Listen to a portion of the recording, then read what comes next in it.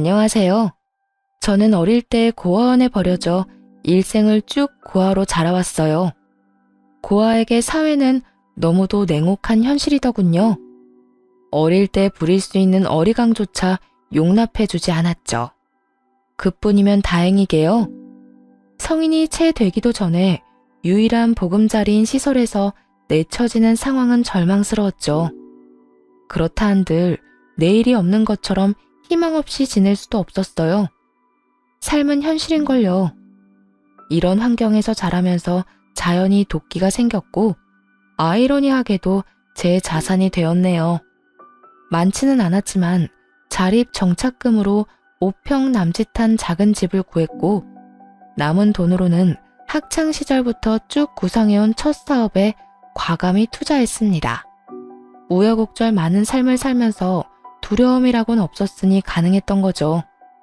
모든 것이 힘겨웠고 첫 사업이기에 불안했지만 다행히도 빚에 허덕이는 힘든 역경 없이 차근히 성장해 나갔네요. 물론 시행착오도 수도 없이 겪었지만요. 그런 시행착오 끝에 30이 다 되어서야 사업은 안정적으로 자리를 잡았어요. 남편은 사업을 막 시작했을 때 뽑은 첫 직원이었어요. 배송과 물류 업무를 담당하는 직원이었는데 일머리가 좋아 남편에게 맡기는 업무가 점차 늘어갔죠. 자리 잡기 전까지 참 많이 의지했던 유일한 직원이었네요. 그래서였을까요? 어느 순간부터인가 공적인 기대는 점차 사적인 관심으로 변해가더라고요. 이런 마음을 알게 된 순간부터 불도저처럼 밀어붙였고 그 결과 남편은 연인이 되었네요. 그때는 이 남자를 놓치면 세상이 무너지는 것만 같았어요. 그런데 그런 남자가 결혼을 하자더군요. 경희야, 우리 곧 1주년이잖아. 연애 기간 1년이면 이제 딱 좋은 것 같다는 생각이 들어. 응? 대뜸 무슨 말이야. 설마 1년 연애했으니 연애 휴식기를 갖자. 뭐 이런 말을 하고 싶은 건 아니지? 그럼 나 너무 속상하고 슬픈데? 아니, 연애 휴식기가 아니라 연애는 그만 끝내자. 우리 이제 연애 말고 결혼하자. 내가 더 잘할게. 이 몇 마디가 왜 그리도 설레었는지 모르겠어요. 고백을 받자마자 시모에게 결혼 승낙을 받기 위해 인사를 갔네요. 시모의 첫인상은 그야말로 완벽했어요. 자상하면서도 또 소녀 같은 그런 분이었거든요. 그런 시모가 제 손을 부여잡고는 남편을 거둬줘서 고맙다고 어찌나 인사를 하던지. 사람 구실도 못하고 지내던 남편이라 걱정이 이만저만이 아니었는데 절 만나고부터 확 바뀌었다면서요. 그땐 반가운 마음에 인사치레를 그렇게 하는 거라 여겼죠. 그런 시모가 참 겸손한 사람처럼 느껴졌어요. 그렇기에 이런 사람들과 가족이 된다는 것이 외로이 살아온 제게 하늘이 주는 선물 같았네요. 경희 씨는 우리 집안의 귀한 사람이야. 내가 정말 딸보다 더 귀하게 대접할게요. 감사합니다. 말씀만으로도 가슴이 벅차요. 저도 부족함 없는 며느리가 되도록 노력할게요. 결혼은 나랑 하는데 왜 자기랑 엄마가 눈이 맞고 그래? 첫 만남인에도 죽이 척척 맞는 우리를 보며 남편은 너스레를 떨며 좋아했어요. 하지만 모순적이게도 이런 상황에 덜컥 겁이 나기도 했어요. 고아 출신을 아시고도 지금처럼 대해주실까? 하는 생각 때문이었죠. 결혼이라는 게 첫인상이 좋다고 모든 걸 인정받을 순 없는 거잖아요. 평생 숨길 수 있는 거라면 좋겠지만 어떻게 부모 없이 자랐다는 걸 숨길 수 있겠어요? 한참 좋은 시간을 나눈 뒤 돌아가기 전 큰 용기를 내어 솔직하게 털어놓았어요. 어머님, 그런데 제가 꼭 드릴 말씀이 있어요. 아마 이 이야기를 들으시면 제가 달리 보이실지도 몰라요. 달리 보일 게 뭐 있겠어? 편히 이야기해봐요. 저 고아원에서 나고 자란 고아예요. 낳아준 부모님이 어떤 분인지조차 모릅니다. 그런 저라도 가온 씨와 어머님의 가족이 될 수 있을까요? 시모는 이 말에 놀라 어쩔 줄 몰라 하셨어요. 하지만 놀람도 잠시, 시모는 손을 포개어 잡고는 외롭고 힘든 시기를 이겨내고 이렇게 훌륭히 자란 게 대견하다고 다독여주더군요. 네, 시모는 고아 진경이가 아닌 사람 진경이로 봐주신 멋진 분이었어요. 하지만 시댁 식구 전부가 절 마음에 들어하는 건 제 욕심이었나 봐요. 남편의 하나뿐인 동생인 신우는 제가 고아라는 사실을 뒤늦게 알고는 반대했어요. 그래서 신우로 인해 결혼 전 마음 상한 날도 있었고요. 오빠가 뭐 부족한 게 있다고 고아랑 결혼을 해. 부모가 어떤 사람인지도 모르는 사람을 왜 가족으로 받아들이냐고. 너 말 조심해. 혼자 힘으로 열심히 살아온 사람이야. 네가 그렇게 함부로 판단할 수 있는 여자가 아니라고. 오빠는 창피하지도 않아? 어디 가서 대접도 못 받을 출신 여자를 아내로 맞이한다는 게. 아가씨, 저 아가씨 마음 충분히 이해해요. 하지만 고아라는 이유로 무조건 반대만 하지 말고 평범하게 느끼고 봐줬으면 좋겠어요. 언니라면 그게 될 것 같아요?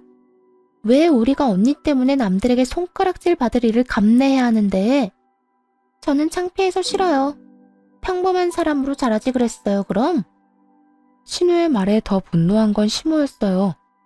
그런 마음으로 사람을 대하면 안 된다고 크게 나무라셨죠. 그러면서 신우가 아직 어려서 표현이 서툴러 그런 거라며 너무 마음에 담아두지 말라고 위로해 주셨고요. 가연이 너 말 가려 못해? 엄마가 널 이렇게 가르쳤니? 뒷배경이 아닌 사람을 볼 줄 알아야지. 네가 한참 어린애도 아니고 이게 무슨 무례야? 엄마까지 정말 왜 이래? 언제는 부족함 없는 사람에게 시집장가 보낼 거라며. 그게 하나뿐인 엄마 꿈이라며. 그래, 부모 없이 자란 가여운 애지만 내 아들보다 부족함 없는 사람이 바로 경이잖니. 엄만 이 결혼이 너무 좋고 축복해. 그러니까 딸, 너도 그런 마음으로 축하해줘. 시모의 현명한 대처로 덕에 신우의 반대가 조금 누그러졌어요. 그리고 이런 말에 시모에 대한 믿음이 두터워졌죠. 남편과의 결혼에 행복이 가득할 거라 믿었고요. 신우와의 관계도 노력하면 서서히 좁혀갈 수 있을 거라고 기대했죠. 시댁이 마치 친정이라 여기며 살고 싶었거든요. 그런 마음에 사업장과 시댁의 중간 지점에 신혼집을 얻었네요. 시모도 자식들 사는 모습을 곁에서 살피고 응원할 수 있다며 좋아하셨어요. 이런 애정 어린 관심 덕일까요? 결혼한 지 얼마 되지 않아 임신하게 되었네요. 하지만 10길 물속은 알아도 1길 사람 속은 모른다고 하던가요? 마음 따뜻하고 정 많은 분이라고 철석같이 믿었던 시모의 민낯을 알기까지는 얼마 걸리지 않았습니다. 시작은 시모에게 첫 용돈을 챙겨드렸을 때였어요. 시모가 일하던 직장에서 승진하게 되어 선물을 해드리고 싶었거든요. 당시에는 시모의 취향을 잘 몰라 선물 고르기가 까다롭고 어려웠죠.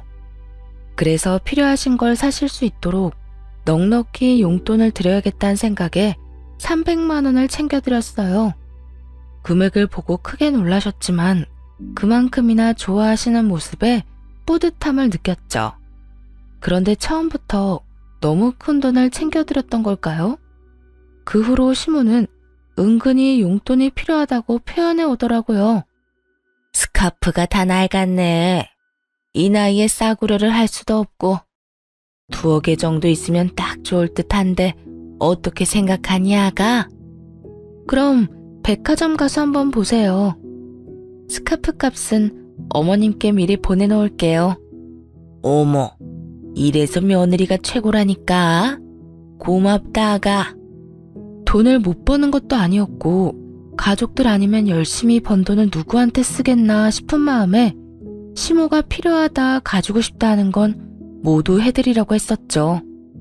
그런데 이런 생각이 불행의 서막일 줄은 꿈에도 몰랐습니다. 처음에는 부담되지 않았던 금액이 곧 치솟기 시작했으니 말이에요. 챙겨주기 시작한 지 두어 달쯤 후부터였어요. 백화점 팝업 매장에서 나름 알뜰하게 쇼핑하던 시모는 슬슬 백화점 명품관 상품에 눈독을 들이기 시작했죠. 거기다 남과 비교하며 대책 없이 쇼핑하려고 하더군요. 같이 일하는 직원이 이번에 샀다며 입고 온 코트가 너무 예쁜 거야. 그 옆에 서 있는데 얼마나 내가 후줄근해 보이던지. 이 나이에 그러면 되겠니? 그래서 말인데 나도 코트를 좀 샀으면 해. 아가, 부담되지 않게 500만 원 정도면 될 듯한데 줄 거지? 네? 코트에 500만 원이요? 어머님, 저번 달에 걸칠 게 없다고 자켓 사셨잖아요. 어머, 얘, 자켓이랑 코트가 같아? 내가 딱 봐둔 게 있어서 그래. 코트가 500이면 거저잖니? 요번 계절엔 이게 마지막이야. 약속하마.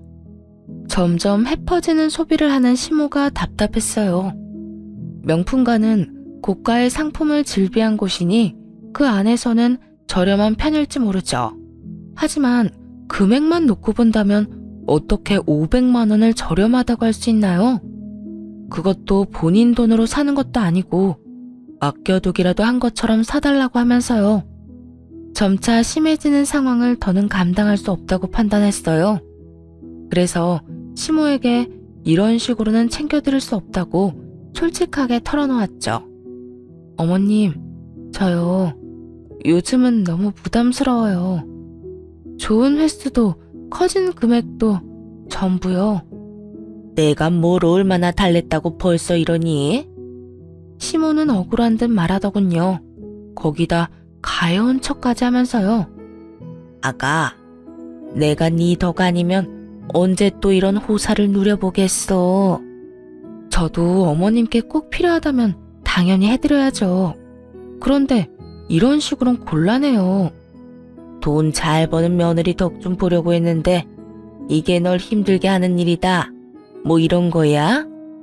어떻게 그런 말을. 너무 서운하구나. 서운하다는 시모의 말에 말문이 막혔어요. 잘 보이고 싶어서 노력했는데 돌아오는 게 고작 서운함이라뇨. 첫 단추를 잘못 끼웠다는 말을 이럴 때 쓰는 거겠죠. 지금이라도 상황을 바로잡기 위해 더 단호하게 말했어요. 시모는 기싸움이라고 여겼는지 코트는 포기 못하니 대신 금액을 낮추겠다더군요. 그런 시모에게 코트가 필요한 이유가 함께 일하는 분이 코트를 샀기 때문이라면 금액과는 상관없이 드릴 수 없다고 딱 잘랐어요. 그러자 시모는 역정을 내며 따지기 시작하더라고요. 그간 시모에게 드렸던 용돈을 적어둔 메모장을 시모에게 보여드리며 말했어요. 이걸 보고도 그런 말씀을 하실 수 있으세요? 1년이 채 되지 않는 기간 동안 드린 용돈이 직장인 연봉만큼이에요. 내가 그렇게 많이 썼을 리 있니? 네가 유세 떨려고 말도 안 되는 금액을 적어놓은 건 아니고. 제가 왜 그런 짓을 해요? 저 어머님 용돈 드리는 동안 남편에게도 한 번 말한 적 없어요. 알리고 싶었으면 진작에 남편에게 말했겠죠. 참나, 돈 몇 푼으로 치사하게도 구네. 얘, 돈도 잘 버는 애가 왜 이렇게 치졸하니? 치졸한 게 아니고 악착같이 살면서 버는 거예요. 앞으로는 용돈으로 매달 100만 원씩 챙겨드릴게요. 필요한 게 있으시면 그 돈 모아서 직접 사세요. 이마저도 싫다고 하시면 그간 드렸던 용돈 기록 남편에게 다 알릴 거고요. 용돈을 매달 드린다고 했는데도 뭐가 그리 불만인지 시모는 그날부터 태도가 확 돌변했어요. 매달 드리기로 한 용돈을 드리는 날마저도 비꼬며 비아냥대기 일쑤였죠. 세상 참 좋아졌어. 보아가 사장도 돼서 시부모 용돈을 100만 원씩이나 주고 말이야. 이 눈치 없는 남편은 그런 말을 듣고도 바보 같은 소리를 하더군요. 진짜? 엄마는 좋겠다. 며느리가 용돈을 그렇게나 주고. 경희가 나 대신 엄마한테 효도하네. 효도는 무슨 당연한 거지. 이런 걸로 효도라고 하면 내 주변 친구들은 호강에 겨웠게. 시모의 바뀐 태도에 가끔 시댁에 갈 때면 여간 불편한 게 아니었어요. 시모도 전처럼 살갑지 않으니 좌불안석이었죠. 이 모습을 다 지켜본 신우는 한동안 잠잠하더니 시모와 합세에 괴롭히기 시작했어요. 고아 출신을 운운하며 버릇없이 굴기까지 했고요. 날이 갈수록 심해지는 괄시에 시댁에는 차츰 거리를 두었어요. 하지만 어디 그게 뜻대로만 되나요? 어느 날부터인가 아무도 없을 때 신우가 찾아오는 일이 있었어요. 현관암호를 어떻게 알았는지 집 안까지 들어와서는 허락도 없이 제 명품백에 손을 댔나 보더라고요. 홈캠에 찍힌 신우의 모습에 처음엔 정말 기함했더랬죠. 나중에 전후 사정을 들어보니 남편이 현관 비밀번호를 알려준 거더라고요. 버젓이 제 가방을 사용한 것도 모자라 일부러 사용한 티를 팍팍 내려고 한 건지 쓰레기를 담은 채로 가방을 바닥에 아무렇게나 던져놓았더군요. 그 후에 심지어는 명품백을 잃어버리는 일도 있었고요. 신우는 백을 잃어버리고 온 날 이실직고하긴 했어요. 하지만 뻔뻔한 태도에 화가 치밀어 참을 수 없었네요. 언니, 미니백 말이에요. 내가 엊그제 썼는데 잃어버렸지 뭐야? 아가씨, 빌려간 걸 잃어버리면 어떡해요. 제가 아끼는 백인 걸 알았잖아요. 어쩔 수 없었어. 내 패션엔 그게 딱이었단 말이야. 그런데 왜 그렇게 화가 났어요? 왜 화났냐니요. 지금 이 상황에서 침착한 게 더 이상한 거죠. 에이, 언니는 돈 잘 버니까 그깟 명품백쯤은 당장 살 수 있잖아요. 내 마음에도 쏙 들었던 거니까 같은 디자인으로 사다 놔요. 이렇게 뻔뻔히 구는 신우를 더는 두고 볼 수 없겠더라고요. 그래서 그간 고아라며 비꼬던 것까지 일컬어 주의를 주었어요. 아가씨, 정말 너무한 거 아니에요? 그렇게 저더러 고아 하면서 못되게 군 것도 그렇고 제 가방을 허락 없이 쓰다 잃어버려 놓고도 사과는커녕 사놓으라고요. 왜 이래요? 제가 틀린 말 한 것도 아닌데 고아라서 고아라고 한 게 문제될 것도 아니고 새언니가 가난한 것도 아닌데 가방이야 다시 사면 그만이잖아요. 아가씨, 남의 가방을 잃어버렸으면 사과를 먼저 해야죠. 그리고 제 출신이야 어쨌든 지금의 아가씨의 윗사람이에요. 버릇없이 굴지 말라고 말하는 거예요 지금. 앞으로는 예의 갖춰요. 신우를 따라 집에 왔던 시무는 이 대화를 들었나 보더군요. 그리고 모든 상황을 알고 있음에도 신우가 아닌 저를 나무랐습니다. 듣자 하니 내가 말을 안 할 수가 없구나. 예, 내 딸이 틀린 말 했냐? 네가 고아인 건 사실이지 않냐? 네가 고아인 걸 네 부모 탓을 해야지 왜 엄한 내 딸한테 성을 내? 너 그거 자격지심이야. 그리고 가방이야 또 사면 되는 것 아니냐? 그깟 가방에 뭐라고 니까지 깨를 혼내려 들어? 예, 귀한 내 자식한테 함부로 굴지 마렴. 알겠니? 엄마, 나 정말 속상해. 내가 뭘 그렇게 잘못했다고 이렇게 대하냐? 그치? 언제는 저도 이제 가족이라면서요. 가족이니까 아가씨가 잘못한 부분에 대해 말한 건데 제가 자격지심이네 하는 말까지 들어야 하나요? 이게 유치하게 편든다고 해결되는 문제인가요? 도대체 어머님도 아가씨도 왜 그러시는 건데요? 이날 알게 된 사실이 하나 있었네요. 제가 이 집에서 왕따를 당하고 있다는 사실이요. 이런 상황에서 남편은 입도 뻥긋하지 않더군요.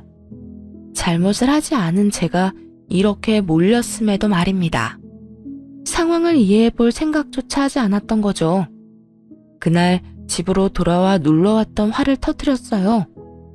왜 그 자리에서 가만히 있었어? 자기 가족만 가족이고 나는 남이라 이거야? 왜 내가 피해를 보고도 욕을 먹어야 하냐고. 왜 그렇게 열을 내? 내가 그 자리에서 자기 위한다고 끼어들었으면 편 나눠 싸우는 꼴밖에 더 듣겠어. 편을 나누자는 게 아니라 내가 잘못하지도 않았는데 자기 가족들한테 그런 대우를 받고 있으면 제지를 해야지. 자기 가족들이라니? 내 가족, 네 가족 나눌 일이야 이게? 그렇게 말하면 내가 서운하지. 집까지 와서 역정을 내야 해? 내가 제대로 주의 주고 당부할 테니까 그만 기분 풀어. 서운한 걸로 치면 나만 하겠느냐고 뒤집어 놓고 싶은 마음이 굴뚝 같았지만 작정하고 싸울 만큼 기운이 남아있지도 않았고 신우에게 당부하겠다는 남편을 더 잡을 순 없었어요. 그 일 이후로는 시댁 식구와 거리를 두며 지냈죠. 일에 집중하며 바쁜 날을 보내니 시댁 식구와 함께할 시간이 현저히 줄기도 했고요. 그렇게 지내는 사이 첫 아이를 출산하게 되었네요. 사업체를 관리하는 일을 남편에게 맡기고 아이에게 전념했어요. 임시적인 남편에게만 맡길 순 없어서 중대한 사항이나 결정은 제가 처리했지만요. 남편은 전보다 많아진 업무량으로 힘들어했고 또 버거워했어요. 대신 밖에서 고생하는 남편을 위해 집안 살림에는 손 하나 까딱하지 않도록 신경 써줬죠. 네, 독박 육아와 독박 살림을 해왔던 거예요. 이렇게 전투적으로 살다 보니 정말 힘겹더라고요. 아이의 돌 전까지만 참아보자는 마음으로 이 악물고 주부로 지냈네요. 그런데 아기가 10개월쯤 되었을 무렵 가족이라는 이 구질구질한 인간들을 인생에서 완전히 도려내야겠다고 다짐하게 되었습니다. 모전자전이라고들 하잖아요. 시모가 그랬던 것처럼 남편도 마찬가지더라고요. 여태 숨겨온 탐욕을 드러내기 시작했죠. 저를 대신해 사업체를 운영하던 남편은 자신이 회사 관리를 잘하고 있다는 것에 의기양양했어요. 그때까지만 해도 남편에게 깊은 고마움을 느꼈었죠. 자기야, 나 사업이 체질인가 봐. 요즘 일이 재밌다는 걸 느낀다니까. 그렇게 느껴줘서 너무 고마워. 내 몫까지 해주느라 많이 힘들었을 텐데. 오빠가 잘해줘서 나도 내조를 열심히 하게 돼. 하지만 칭찬 몇 번에 이 얌체 같은 인간은 기고만장해져서는 제게 확인받아야 할 사항까지 멋대로 정하기 시작했어요. 결국 이로 인해 부부싸움까지 잦아진 것은 물론이고 이를 수습을 위해 애를 들쳐업은 채 뛰어다니는 수고를 해야 했어요. 그런데 이 남자 어쩜 이리도 뻔뻔할 수 있을까요? 남편은 자기가 잘하는 모습만 눈에 보이는 건지 자신이 원래 사업 수완이 좋은 사람이라며 매출을 운운하며 욕심을 드러내더군요. 당신 이번 매출 보고 받았지? 내가 1인 받고 운영하는 기간 동안 매출 확 오른 거 말이야. 응, 저번 주에 전달 받았어. 수고 많았어, 오빠.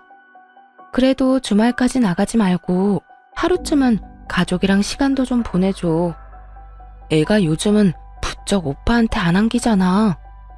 나도 그러고 싶지. 그런데 잘 된다고 손 놔버리면 망하는 건 한순간이야. 말 나온 김에 하는 말인데 이참에 당신이 쭉 애 보면서 집안일해. 애도 나한테 잘 안 오는데 뭐. 내 내조나 하면서 편히 지내면 되겠네.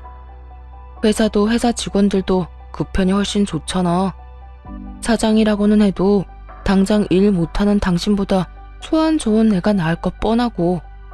이게 무슨 말 같지도 않은 소린가요? 짐작은 하고 있었지만 이렇게 직접 들으니 황당하기 그지없더군요.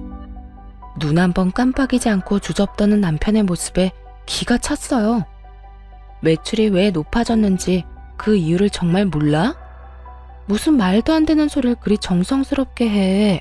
어이가 없네. 착각하지 마. 당신이 능력이 좋아서 끌어올린 매출 아니거든. 그리고 애가 평생 젖먹이도 아닌데 내가 애만 끼고 있을 건 또 뭐야? 정 니일 내일 선 긋고 싶은 거면 앞으로 당신이 주부로 지내면 되겠네. 넌 무슨 말을 그따위로 해? 내가 그간 노력한 수고를 그렇게 무시하고 싶냐? 회사에 도움되는 건 나야. 회사를 차리기만 했지 네가 한 게 뭐냐? 이만큼 키워놓은 건 전부 내 노고잖아. 그렇게 자신만만하면 내 밑에서 일하지 말고 당신 일을 차려서 하지 그랬어? 그럴 배포도 없으면서 이제 와 무슨 헛소리야. 그래서 지금이라도 잘해보겠다잖아. 그런데 아니라는 사람이 이리 해박 놓으면 되겠냐? 나한테 회사 넘기면 엄마나 동생도 널 구하라고 깔보는 짓도 안 할 거 아냐. 되려 너한테 고마움을 느끼고 잘해주겠지. 넌 사업하던 애가 그런 계산도 안 돼? 이게 다 전부 너한테 좋은 일이라는 걸 왜 몰라? 이 무슨 어린애 말장난 같은 소리인가요? 모든 청춘을 쏟아부어 읽어온 제 이름의 사업체에 낯짝 두꺼운 인간이 숟가락만 얹으려는 거면서 말이죠. 마치 자기가 다 이뤄낸 성과인 것처럼 말하는 것도 우스운데 자기 가족을 들먹이며 이제라도 이쁨 받으려면 사업을 넘겨주라뇨? 이러려고 제 모든 걸 걸고 키운 사업이 아닌데 말입니다. 경솔하게 나불거리는 남편의 주둥이에 화가 솟구쳤어요. 당장이라도 이 인간의 머리채를 잡고 싶은 심정이었죠. 본때를 보여줘야겠다는 생각에 집안을 엎으려던 그 순간 도어락 소리가 들리더니 현관이 덜컥 열리더군요. 자칭 제 가족이라는 그 인간들이 집 안으로 들어온 거였죠. 갑작스러운 시댁 식구의 등장에 난리치려던 걸 멈추었어요. 어머님, 아가씨, 갑자기 연락도 없이 집에는 무슨 일이세요? 내가 불렀어. 타이밍 딱 맞춰 잘 왔네. 갑자기 그게 무슨 말이야? 나한테 언질도 없었잖아. 가족이 집에 오는데 꼭 말을 해야 해. 이 중대한 사항을 우리 둘의 의견으로만 결정할 순 없잖아. 그래서 가족 회의를 좀 해볼까 싶어서 불렀지. 놀러 오라더니 어떤 중대한 사항? 너희 무슨 일 있는 거니? 저는 물론 시모와 신우까지도 가족 회의라는 소리를 듣고 당혹스러워했어요. 남편만이 아랑곳 않고 말을 이어갔죠. 오늘 가족 회의 주제는 자신이 사업체를 넘겨받아 운영하는 것에 대해서라더군요. 이 말을 들은 시댁 식구는 눈빛이 싹 돌변하더라고요.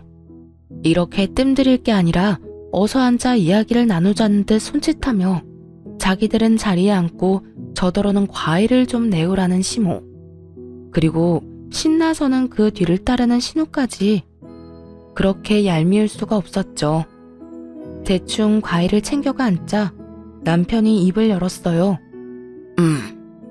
내가 경희사업체를 이름받아 운영하는 동안 매출이 많이 올랐어. 그래서 이참에 내가 일을 아예 넘겨받았으면 해. 경희는 나와 다른 생각이고. 다른 생각이라니? 남편이 일에 전념하겠다는데 반대라도 했단 거야? 이런 거면 당연히 네가 사업체 관리를 이어가야지. 어머님, 제 사업체예요. 이런 주제로 가족회의를 한다는 것조차 말이 안 된다고요. 오셨으니 그냥 편히 쉬다 돌아가세요. 어머, 얘, 말이 왜 안 되니? 막말로 고아가 사장인 건 말이 되니?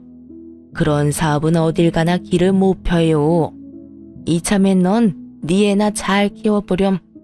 사업체도 키워봤으니 애는 더 잘 키우겠지. 남편 하는 일에 여자가 나서면 부정 타는 거야. 언니, 막말로 애가 이렇게 어린데 나가서 일을 하겠다는 건 애까지 힘들게 만드는 거잖아요. 그냥 오빠랑 엄마 말처럼 사업 넘겨요. 역시 엄마랑 가연이는 머리 회전이 빠르다니까. 다수결로 이미 정해진 거나 다름없네. 자기야, 그만 고집 부리자, 응? 저와도 가족이라던 사람들은 어디 갔나요? 자기들끼리 손을 마주잡고 호들갑을 떨어대더군요. 말도 안 되는 걸로 가족회의를 한 것도 모자라 마치 제가 고집을 부리고 있는 모양새로 만드는 것이 참을 수가 없었어요. 단전에서부터 펄펄 들끓는 무언가가 치솟았고 약간의 이명을 느끼면서 이성을 잃고 고함을 쳤습니다. 이게 가족이에요? 자기들끼리 작당 모의해서 나 하나 쫓아내는 게 무슨 가족이냐고. 어머 얘가 왜 이래? 수작질이라니. 우리가 무슨 수작을 부렸다는 거니? 이게 수작이 아니면 뭔가요? 분명히 해두는데 내가 그 회사 사장이에요. 당신도 똑똑히 기억해.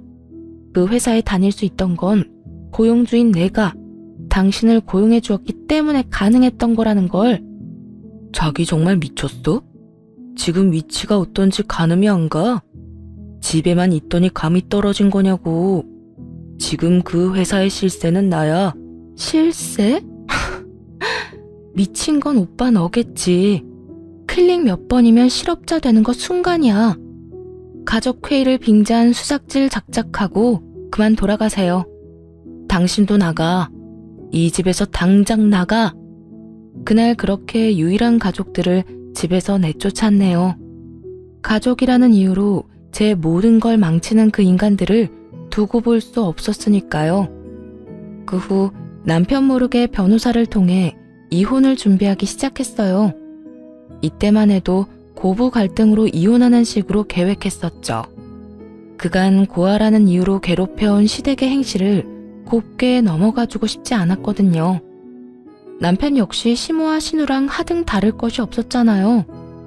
연애할 땐 고아가 대수라는 듯 대했지만 막상 결혼하고 나니 제가 고아라는 사실이 팩트라는 인간이니 말입니다. 사업을 하면서 생긴 성견지명 덕에 괄씹었던 내내 차곡차곡 모아둔 증거들이 수두로 빽빽했어요. 그러니 이혼 계획도 수월하게 준비할 수 있어 어려움도 없었죠. 이혼 소송은 꽤 기간이 필요하다고 하기에 그동안은 남편이 덕본 것들을 하나씩 차근히 빼앗아 오겠다 마음먹었어요. 자신의 탐욕이 불러온 파국을 온몸으로 느낄 수 있도록요. 가장 먼저 한 일은 제 회사에서 당장 해고하는 것이었네요. 물론 해고장은 남편이 지내고 있던 시댁으로 보냈고요. 아니나 다를까 그 서류를 받자마자 남편은 곧장 찾아왔어요. 비밀번호를 바꿔서 들어오지도 못하고 현관문을 두드리며 어찌나 고함을 쳐대던지. 야, 문 열어. 문 안 열어? 네가 뭔데 날 잘라? 내 회사야. 내가 이끌고 있던 내 회사. 니까짓 게 뭔데 날 잘라? 가소롭기 짝이 없었죠. 그 인간에게 대꾸하기 위해 인터폰을 눌렀어요. 네 회사? 주제 파악을 여전히 못하네. 잠깐 사장실에 엉덩이 좀 걸쳤다고 진짜 네 거라도 된 줄 알아? 내 청춘 다 바쳐서 내가 세운 내 회사야.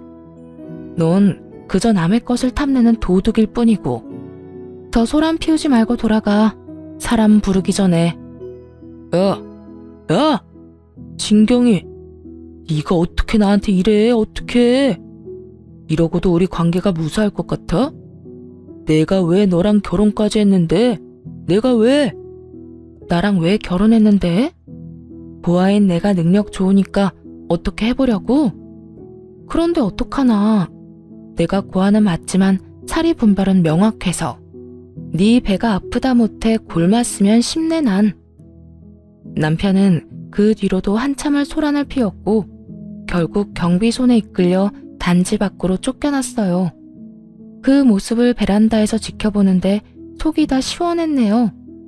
그리고 남편이 회사에 가 난리를 칠 걸 우려해서 모든 직원에게 일주일 휴가를 주었어요.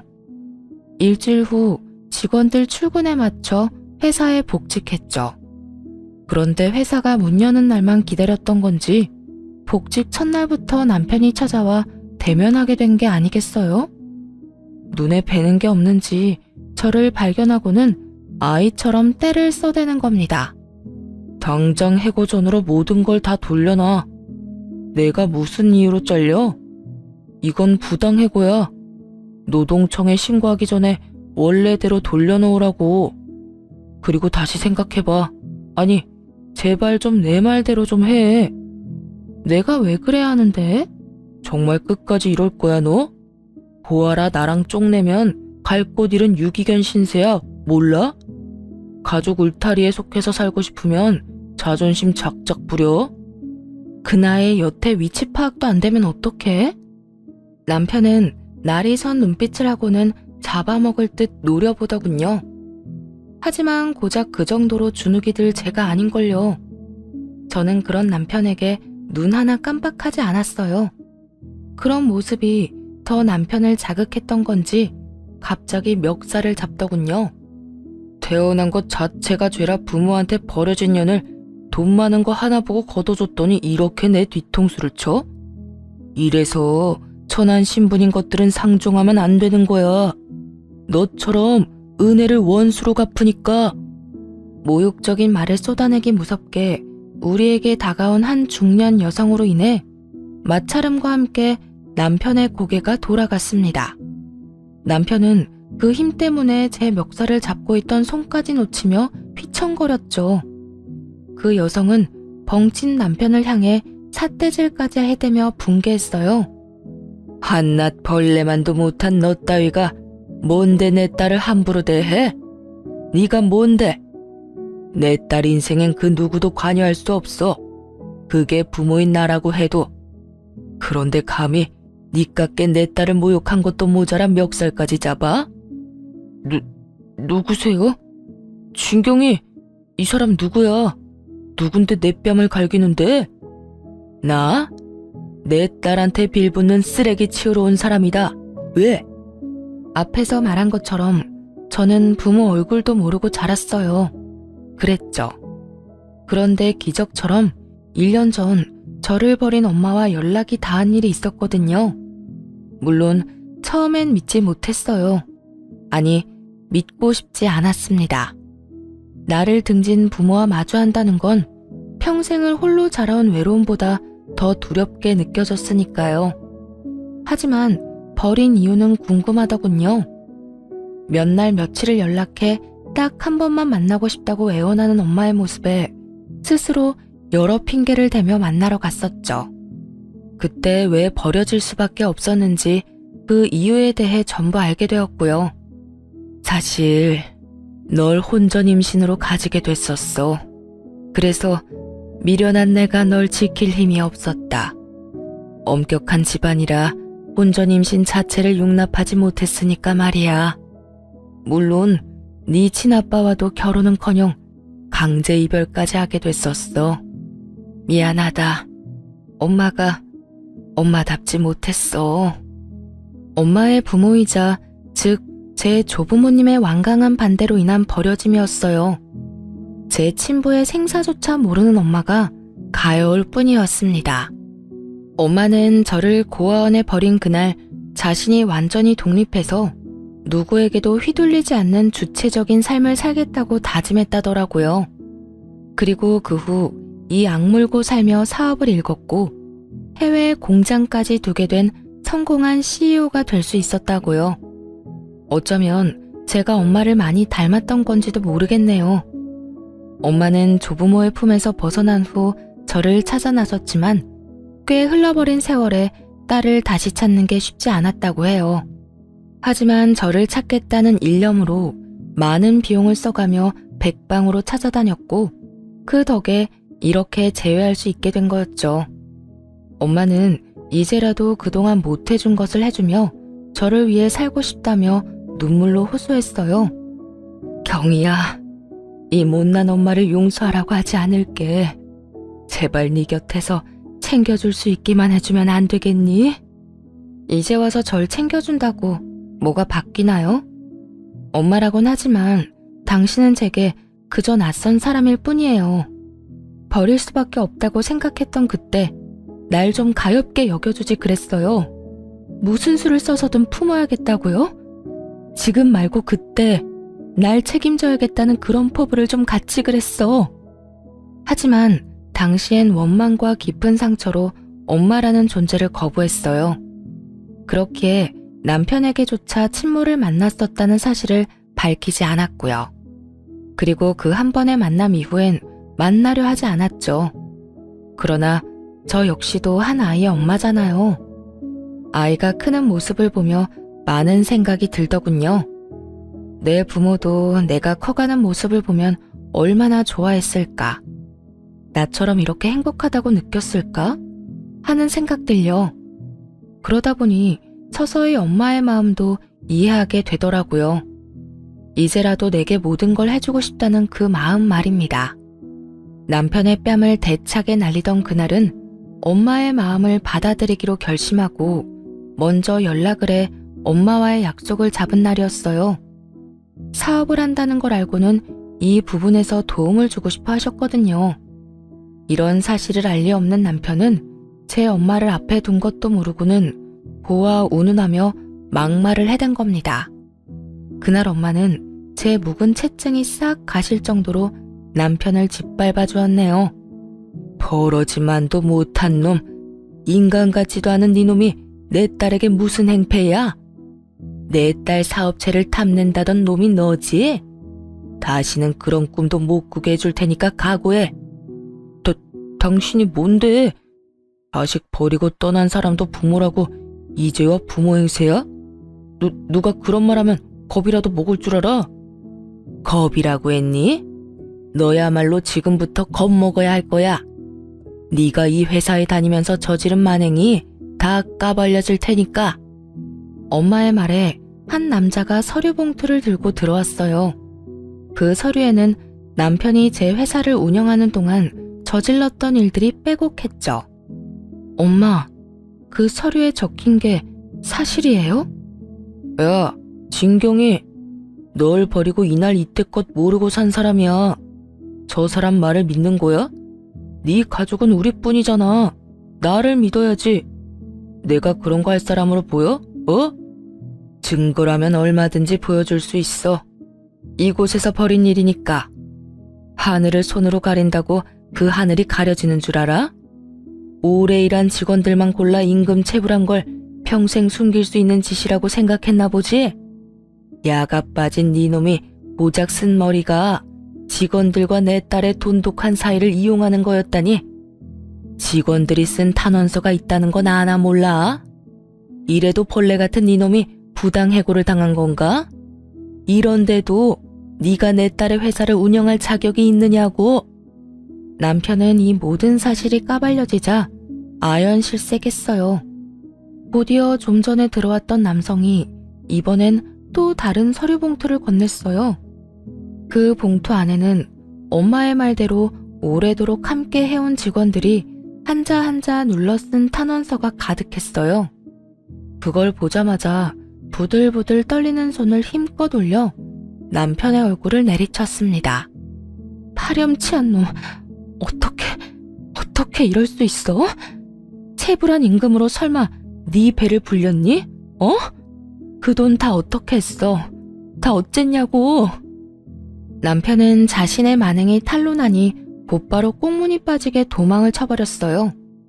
엄마는 제 사업체를 돕기 위해 이전부터 많은 것을 조사했었고 그 과정 중 남편의 만행까지 알게 되었던 거였더라고요. 엄마의 말에 의하면 남편은 야금야금 떼간 직원들의 월급으로 시댁의 대출을 갚아준 것 같다더군요. 그 말을 듣고 어찌나 창피하던지 얼굴이 붉어졌네요. 그런 하찮은 인간을 그간 가족이라 여기며 믿고 의지했던 스스로가 너무도 미련하게 느껴졌어요. 이제 친엄마도 만나게 된 마당에 이런 지긋지긋한 악연을 이어갈 필요가 뭐 있겠어요. 곧장 준비를 해왔던 이혼 소송을 시작했네요. 엄마는 제 이혼마저도 도와주고 싶어 했어요. 한국에서 가장 유능한 이혼 전문 변호사랑 연결해줄게. 비용도 엄마가 전부 대줄 거니까 넌 미련 없이 정리하는 것에만 집중하렴. 엄마, 괜찮아요. 내가 알아서 해. 나도 엄마만큼은 아니지만 능력 있어. 이미 함께 준비해오던 유능한 변호사도 있는걸요. 최고의 변호사라 할 만큼 유능한 변호사와 이미 이혼 준비를 해왔던 터라 엄마의 도움은 만료하고 그분과 이혼 소송을 이어나가기로 했어요. 남편은 뒤늦게 이혼 소장을 받고는 엄마가 있을지 모르는 회사 대신 집으로 찾아왔더군요. 그래서는 고작 한다는 말이 저와 살며 엄청 고생했다는 푸념이었죠. 아이 이야기도 전혀 없었네요. 너 나한테 어떻게 이래? 우리가 가족으로 거둬둔 아량은 생각도 못해? 이깟일로 이혼 소송? 너 진짜 미쳤어? 이깟일? 그럼 어떤 일로 이혼을 해야 하는데? 너나 네 식구는 내 가족이 아니라 그냥 나한테 물에배일 뿐이야. 이렇게 왔으니까 내 입으로 말할게. 우리 이혼해. 너랑은 이제 하루도 엮여있고 싶지 않으니까. 야, 내가 너랑 살면서 얼마나 고생을 했는 줄 알아? 너 내가 고생한 걸 알면 이렇게는 못해. 사장을 아내로 둔 내 서름을 네가 알아? 아냐고. 새삼스럽게 내가 사장이라 결혼한 거 아니야? 선택은 네가 해놓고 이제 와서 왜 이래 찌질하게. 그 서름 이제 훌훌 털면 되겠네. 나랑 이혼하고. 야, 진경이, 너 이제 네 엄마 만났다고 눈에 뵈는 게 없냐? 내가 그깟 회사 좀 넘겨받는 게 그렇게 싫어? 이런 이혼 소송 수작까지 부릴 만큼? 진짜 찌질한 건 내가 아니라 너지. 더 말 안 해. 이혼 소송 당장 취하해. 남편은 자신이 뭘 잘못했는지조차 모르고 있었어요. 이혼하면 그간 누렸던 것들을 못 누릴까 그게 염려되어 난리를 쳐대는 것 같았죠. 이혼 소송 취하하라며 뻔뻔하게 나오는 남편을 보고 있자니 내 돈이 아쉽긴 했나 보네 하는 생각이 들더군요. 취하는 무슨, 하루빨리 소송이 끝나길 바랄 뿐인걸요. 오히려 변호사에게 연락해 남편에게 10원도 넘겨주지 않게 해달라고 했네요. 시모는 이혼 소송이 진행되고 있다는 사실을 늦게 알았는지 시간이 지나고서야 찾아와선 들들 볶아댔어요. 아가, 너 정말 이혼을 할 참이야? 네가 정말 정신이 나간 거니? 고아인 네가 우리 아들을 버린다는 게 말이나 되냐? 응? 그래, 새언니, 진짜 이성적으로 생각을 좀 해봐. 우리같이 고아인 언니를 받아줄 사람이 또 어딨어? 설마 돈 좀 있다고 남들이 다 우리처럼 호의적일 줄 아는 건 아니지? 이 나이에 고아로 자랐다고 차별하는 사람 만나는 게 더 드물다는 거 모르세요? 제가 고아라고 써붙여 다니면 몰라도요. 그런 되지도 않는 걱정 말고 찾아오지 마세요. 곧 이혼 소송도 끝날 것 같으니까요. 이 인간들은 이혼 소송 끝날 것 같다는 말에 소스라치게 놀라서는 발등에 불 떨어진 양 난리를 쳐댔습니다. 넌 정말 끝까지 마음에 드는 구석이라고는 없구나. 다 끝날 것 같으면 이혼 그까짓 거 하렴. 나라고 고아인 네가 마음에 들어 잡아두려던 건 아니니까. 예, 부부는 공동재산인 거 알지? 재산 분할 제대로 해. 그래, 이혼 그깟게 뭐 흠이라고. 우리 오빠가 언니 대신에 회사 운영했던 몫까지 톡톡히 내놔요. 우리 오빠가 고아인 언니 데리고 살던 것까지 다 돈으로 갚으라고요. 그 밥에 그 나물이라더니 어쩜 남편이고 시댁 인간들이고 이리도 똑같을 수가 있는지 신기할 정도였네요. 재산 분할을 물고 늘어지며 한 푼이라도 더 떼가려고 혈안이 돼서는 그 이후에도 한참이나 찾아와 괴롭혀댔으니 말입니다. 하지만 제 목표는 이 쓰레기만도 못한 인간들에게 티끌만큼의 돈도 주지 않는 거였죠. 재산 분할은커녕 오히려 시모와 신우가 절더러 고아라고 무시하고 헐뜯었던 것과 그걸 보면서도 남편이 방임했던 태도, 그리고 남편이 제 재산을 탈취하려던 의도와 함께 직원들의 임금체불과 그를 사적으로 활용한 것까지 얹어서 이혼 소송은 승소의 기쁨을 안겨주며 끝났네요. 그뿐이겠어요? 시댁의 못된 행실들 덕에 위자료까지 최대로 받을 수 있었답니다. 다 제가 읽어온 것이니 공동재산이랄 것도 없어 분할할 이유조차 없었고요. 그러나 이대로 끝낼 인간들이 아니었어요. 어떻게든 괴롭힐 요량으로 시모와 신우까지 합세해서는 양육권을 들먹이며 소송하겠다고 난리를 쳐대더라고요. 양심도 없는 년, 낯짝이 두꺼우니 이렇게 사람 물을 먹이지? 너 같은 것이 애를 키울 자격이나 있는 줄 아냐? 양육권 내놔, 양육권. 그 돈이라도 받아먹게. 제 자식을 사기꾼으로 만들고 싶진 않네요. 그리고 경제력도 없는 인간을 뭘 믿고 애를 맡겨요? 미쳤어요? 경제력이 없다니. 경제력은 네가 빼앗아간 거잖아. 네가 내 인생을 이렇게 꼬아놓은 거잖아. 돌려내라고. 사람이 이렇게 추잡스럽게 미치면 어떻게 해. 내가 빼앗은 게 아니라 네가 죄를 지어서 잘린 거야. 법원에서도 인정한 걸 아직도 이해 못해? 미련에서는. 뭐야? 야, 이년이 돈 좀 있어서 고아라도 받아줬더니 이제 있는 돈 없는 돈 다 빼앗아 가놓고 뭐? 다는 못 뺏겨. 내 손주라도 데리고 올 거야. 그런 줄 알아?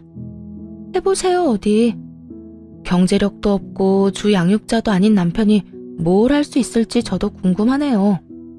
애 한 번을 제대로 안아준 적 없는 저 인간이 무슨 해볼 테면 해봐요. 아빠로서 자격도 없는 무능한 인간 딱지 제대로 붙여드릴 테니까.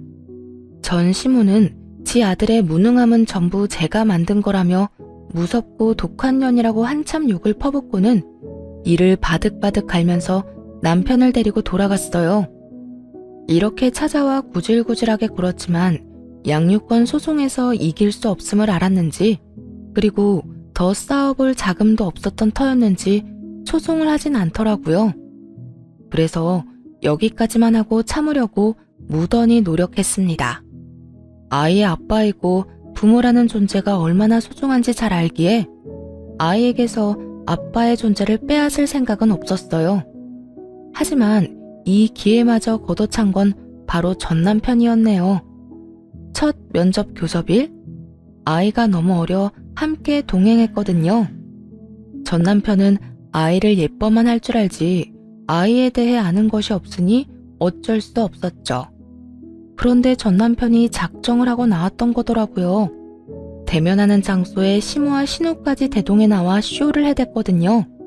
자기야, 우리가 비록 서로 헐뜯으며 지저분하게 싸우긴 했어도 난 내 아이도 당신도 너무 소중하다고 생각해. 그래도 가족으로 얽혀 함께 나눈 정이 있는데 이렇게 허무하게 우리의 관계를 정리할 순 없잖아.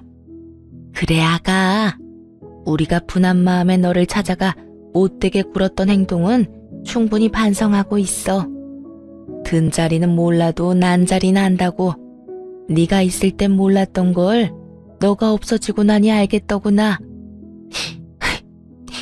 내 아들과 재결합해주렴. 더는 이전 같은 멍청한 짓 하지 않을 거야. 자기야, 엄마 말 진심이야. 우리 정말 반성 많이 했어. 아이를 생각해서라도 재결합하자. 내가 육아하고 당신은 그간 못한 일 원 없이 하면서 지내자. 당신 회사 탐내는 그런 바보 같은 짓 절대 안 할게. 전 남편의 말 한마디 한마디가 전부 황당했지만 더 놀라웠던 건 바로 전 시모의 태도였습니다. 어찌나 연기를 잘하던지 눈물 콧물을 흘려대며 이제야 제 소중함을 알겠다고 하는데 어찌나 어이가 없던지. 얼마 전 이를 바득바득 갈며 분노하던 모습은 온데간데 없더라니까요. 그뿐인 줄 아세요? 전 신우는 또 어떻고요? 다시는 고아 운운하며 비난하거나 얕보지 않겠다면서 휴지로 눈물을 훔치는데 그건 그것대로 가관이었어요. 언니한테 그동안 얼마나 무례했는지 너무 늦게 알아서 미안해요. 제발 다시 돌아와줘요. 돌아와만 주면 앞으로는 윗사람으로 깍듯하게 대할게요. 진심으로요. 자기야, 우리 가족이 이렇게 당신을 원해. 우리 정말 깊이 뉘우치고 미안해하고 있어. 나 당신 정말 사랑했고 여전히 사랑해. 없어 보니까 알겠더라. 그동안 잘못했던 거 재결합해서 함께하는 동안 열심히 갚을게. 나도 그리고 내 가족들도. 그러니까 기회를 줘. 전 시댁 식구들의 말을 쭉 듣다 웃음이 터졌어요. 한참을 웃자 서로 눈치를 보며 따라서 희죽거리더군요. 그런 전 시댁 식구에게 싸늘한 표정을 하고는 말했습니다. 이혼 서류에 잉크가 다 마르지도 않았는데 이게 무슨 개수작일까? 당신들이 날 고발하며 괄시했던 내용이 여전히 고스란히 남아있는데 정신 차릴 겸 한번 들려드릴까요? 진짜 대단들 하네요. 돈이 있다 없으니까 미칠 것 같던가요? 발칙하기 짝이 없네. 그러게, 있을 때 잘 좀 하지. 자기야, 무슨 말을 그렇게 해. 우린 전부 진심이야. 우리 가족은 널 그리워하고 있다고. 날 그리워해? 내 돈이 필요한 걸 누가 모르니? 고아 하더니 정말 저는 평생 고아로 살 운명인가 봐요. 나한테 이러는 당신들 꼴이 너무 우습고 천박해 보이니 말이에요. 다들 정신 좀 차리세요. 남 등쳐먹고 살 궁리 그만하시고. 이 말에 갑자기 전 남편은 오열을 하며 포효했어요. 그리고 곧 이러는 이유를 알게 되었죠. 내가 이 나이에 무슨 일을 할 수 있겠어. 너랑 헤어지고 땡전 한 푼 없는 몸으로 뭐라도 하겠다고 택배일 시작했는데 지금 그마저도 잘려서 일용직을 해야 할 판이야. 나 정말 네 회사 욕심내지 않을게. 제발 날 좀 받아주면 안 될까? 예, 우리도 위자료 준 돈 메꾸느라 너가 줬던 명품 백이고 옷이고 다 팔았다. 내가 이 나이 먹고 후줄근한 모습으로 나다니는 게 창피해 미칠 지경이야. 제발 내 위신 좀 되찾게 도와주렴, 응? 언니, 제발 사람 살린다 생각하고 우리 좀 받아줘요. 부탁이에요. 어찌나 돌아와 달라 애원을 하던지요. 하지만 그런 전 시댁 식구들의 모습에 동요하지 않았어요. 불쌍하긴커녕 되려 더 괘씸하게 느껴질 뿐이었죠. 마지막으로 제대로 짓밟아주고 싶다는 생각마저 들더군요. 참 다들 재미있네요. 안 하던 짓을 하니까 흥미는 좀 생겨요. 그런데 어쩌나? 당신들과 함께한 모든 날이 나한테 지옥 같았어. 그래도 그 덕에 부자 엄마와 연도 닿고 얼마나 다행인지 몰라요. 그런데 다시 재결합이라니 무슨 그런 끔찍한 소리래요? 부자 엄마라니? 아가, 널 버린 사람이 부자란 거야? 그럼 우릴 더욱더 받아줘야지. 고아인 널 이때껏 보듬어 줬잖아. 우리한테 보상해야 하는 거잖니? 보상? 이혼한 보상으로 내가 선물을 받긴 했어요. 엄마가 이혼 선물로 외제차를 뽑아줬거든. 저기, 저 차인데. 어때요? 멋지죠? 당신들 재산 다 합쳐도 못 사는 차인 건 알아보려나 몰라. 가리킨 차를 보더니 전 시댁 식구들은 놀라 입이 떡 벌어지더라고요. 그런 전 시댁 식구에게 한 번만 더 양육권이네 재결합이네 하면서 심기를 건드렸다간 이렇게 깔끔히 끝나진 않을 거라는 말과 함께 양육비도 됐으니 애볼 생각은 추호도 말라며 엄포를 놓았어요. 참, 어차피 양육비 줄 형편도 못 되지? 그래, 그 돈 평생 주지 마. 너 같은 아빠를 둔 창피를 내 자식이 감내하느니 아빠 없다 생각하며 사는 게 낫지 않겠어? 네 생각도 그럴 거라고 생각해. 그럼 다신 보지 말자. 제 말 허투루 듣지 마세요. 예, 아가, 안 된다. 그냥 이렇게 가면 안 돼. 제발 이렇게 모질게 굴지 말아주렴. 제발. 자기야, 생각을 좀 돌려줄 순 없어? 어? 그래도 우리 애인데 이게 무슨 말도 안 되는 소리야. 제발 좀 우릴 가엽게 여겨줄 순 없는 거야? 우리 좀 받아주라, 좀. 아이를 안고 그곳을 나가는 그 순간까지도 전 시댁 식구와 전 남편은 바짓가랑이라도 붙잡을 태세로 쫓아나왔어요. 하지만 깡그리 무시한 채 멋들어지게 외제차를 몰며 돌아왔답니다. 사이드미러에 비친 전 시댁 식구의 모습은 그야말로 통쾌하기 짝이 없었네요. 제 차를 주차했던 자리에 그대로 주저앉아 깡을 치며 울던 모습을 마지막으로 그렇게 전 남편과 전 시댁 식구와는 깨끗이 끝이 났네요. 지금은 인생을 충분히 즐기며 살아가고 있어요. 아이도 꽤 자라 어린이집을 다니며 행복한 나날을 보내고 있답니다. 물론 사업에 열중하느라 눈코 뜰 새 없이 바쁜 날의 연속이지만 그럼에도 육아 역시 놓지 않고 충실히 해내고 있어요. 친엄마와는 자주는 아니지만 종종 연락하고 지내고요. 한국에 들어올 때면 하나뿐인 손주라며 그리도 챙기세요. 제게 주지 못했던 사랑을 제 아이에게나마 모두 베풀 거라더니 지금껏 그 말씀을 지켜주고 계시네요. 손주를 보고 싶다고 해외에 나가 있는 동안에도 매일같이 영상통화를 하며 애정을 보여주시고요. 아이가 아빠의 빈자리를 느끼면 어쩌나 하는 고민도 있었지만 친엄마와 제 노력을 알아주는 건지 씩씩하고 명랑하게 자라주고 있어요. 이렇게 이혼 후 워킹맘으로서 씩씩히 해내고 있네요. 이혼을 통해 탐욕이 얼마나 무서운 건지 알게 되었던 것 같아요. 욕심이 눈을 가렸을 때 닥치는 위기는 참 위험한 거라는 것도요. 제 것에 충실하고 열심히 하는 것만큼 안정적이고 보람찬 것도 없다고 생각해요.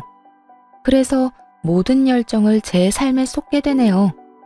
앞으로도 지금처럼 저와 제 아이에 집중하며 우리 가정의 행복을 위해 살려고요. 한부모 가정이기는 해도 아이에게 그늘이 생기지 않도록 모든 사랑을 다 줄 생각이네요. 그렇게 소중한 제 아이와 저 자신을 지킬 거예요.